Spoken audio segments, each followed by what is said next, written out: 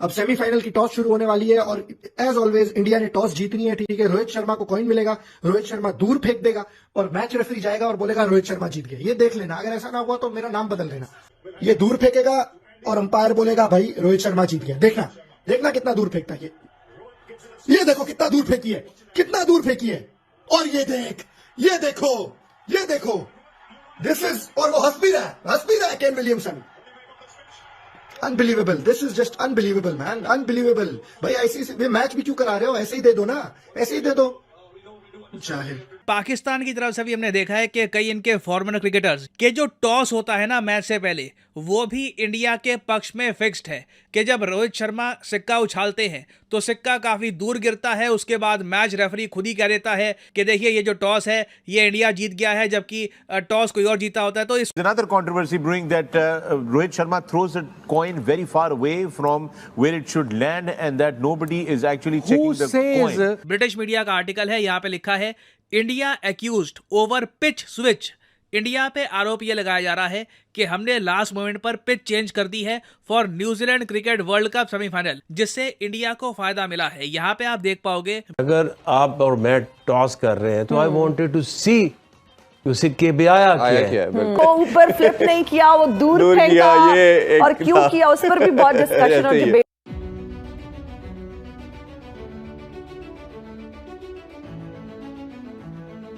जय नमस्कार दोस्तों। तो दोस्तों जैसा आप सभी को पता है कि कल भारत और न्यूजीलैंड के बीच में सेमीफाइनल पहला था और दोस्तों जिसमें भारत ने बहुत ही ज्यादा मार्जिन से जीता। 70 रन के मार्जिन से दोस्तों न्यूजीलैंड को सेमीफाइनल में हराया और दोस्तों इनके लगातार ये 10वीं जीत है इस वर्ल्ड कप के अंदर। और दोस्तों ये इतिहास पूरा रच दिया है। और दोस्तों कल के दिन कोहली का 50वां शतक लगा वनडे के अंदर दोस्तों, और इससे पहले सचिन तेंदुलकर का था 49 का। और दोस्तों कल के मैच में विराट कोहली ने 2 से 3 रिकॉर्ड तोड़ मारे। और दोस्तों आपको जैसा पता ही होगा कि भारत ज्यादातर मैच का टॉस जीत जाता है, रोहित शर्मा ज्यादातर टॉस जीत जाता है। और तो इसके ऊपर जो हमारे पाकिस्तानी लोग हैं दोस्तों, उनको तो इस पे भी शक होता है कि दोस्तों वो टॉस कैसे करते हैं, वो चीटिंग करते हैं टॉस के अंदर भी। मैच तो अब तक फिक्सिंग करते रहते थे, पर अब उनको दिक्कत हो रही है कि टॉस भी हम मतलब चीटिंग से जीत रहे हैं। ये उनको संतुष्टि नहीं है कि हम जीत रहे हैं, वो कह रहे हैं कि ये टॉस भी चीटिंग करके जीत रहे हैं। क्योंकि दोस्तों पाकिस्तान तो सेमीफाइनल तक पहुंची नहीं, वो उनकी तो इस बार बहुत बुरी हालत थी। तो दोस्तों जो अंदर जलन रहती है पाकिस्तानी लोगों को दोस्तों, वो तो कहीं ना कहीं निकालते हैं। तो दोस्तों ऐसी मीडिया पे उल्टी सीधी बातें बोल के भारत के बारे में टिप्पणियां करते रहते हैं।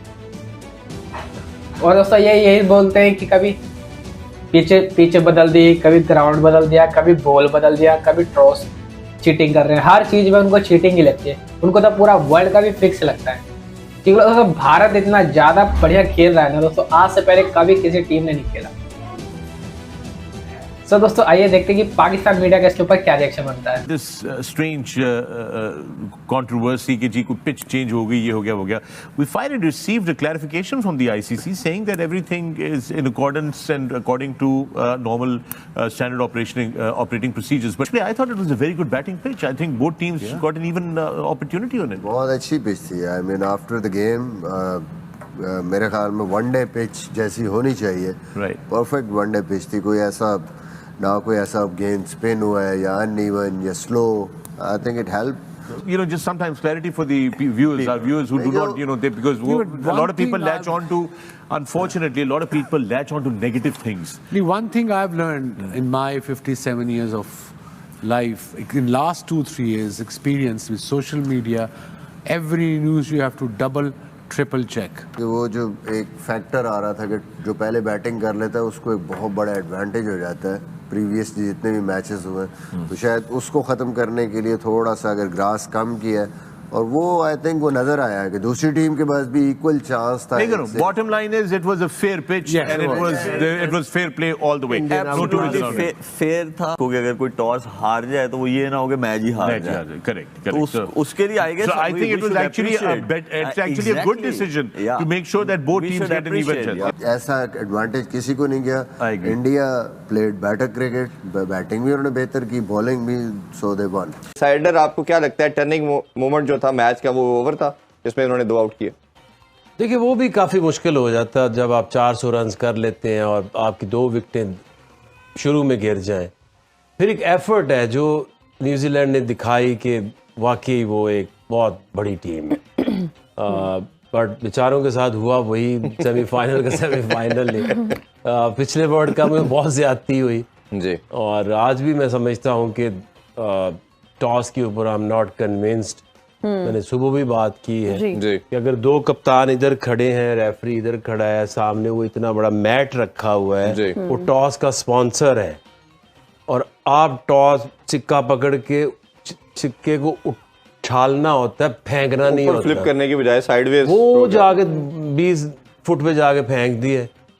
अब मेरा इसमें ये है कि दो कप्तान टॉस करने जाते हैं, अगर आप और मैं टॉस कर रहे हैं तो आई वांटेड टू सी सिक्के पे आया क्या है। बिल्कुल। तो वो मैट किस लिए रखा हुआ है? इसने ये हरकत बाबर आजम के साथ भी की थी, T20 वर्ल्ड कप में भी की थी, और यही ऐसे पकड़ के वो उधर फेंक दिए, इससे भी दूर फेंक दिया।